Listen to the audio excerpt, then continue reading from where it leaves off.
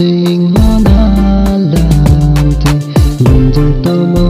a son si tao la ne dari alo moli karbi at sita me. Oh sorry happy tamala me che thang po.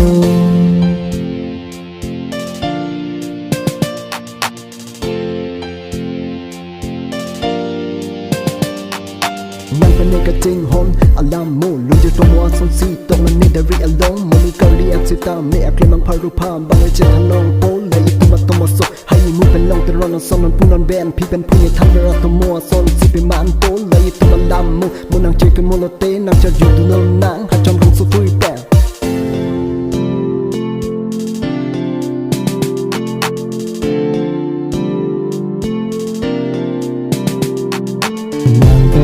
Kachinghon Alamthe Lung cho tao mò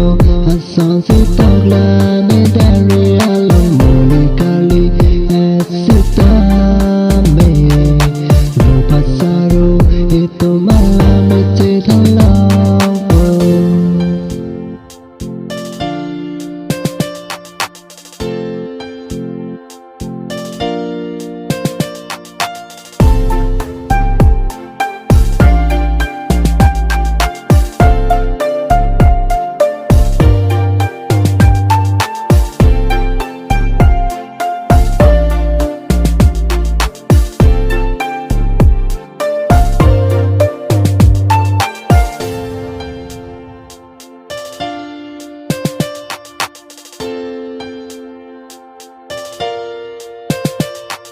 Pivin le pi pride ne la bang so ale kha ki ma hun to mon be na son de ji pu ke Bollywood actor so tum a story a song si du ji lai tu man la mo ta hai tum praise tom do tik a hood li ko an ne sang ka ching sam hi thi bar wa ta trum rap ser lu black gang sai tam ne nang pi la nang se ke hang a so na nang pa jin ve nang phan ka ki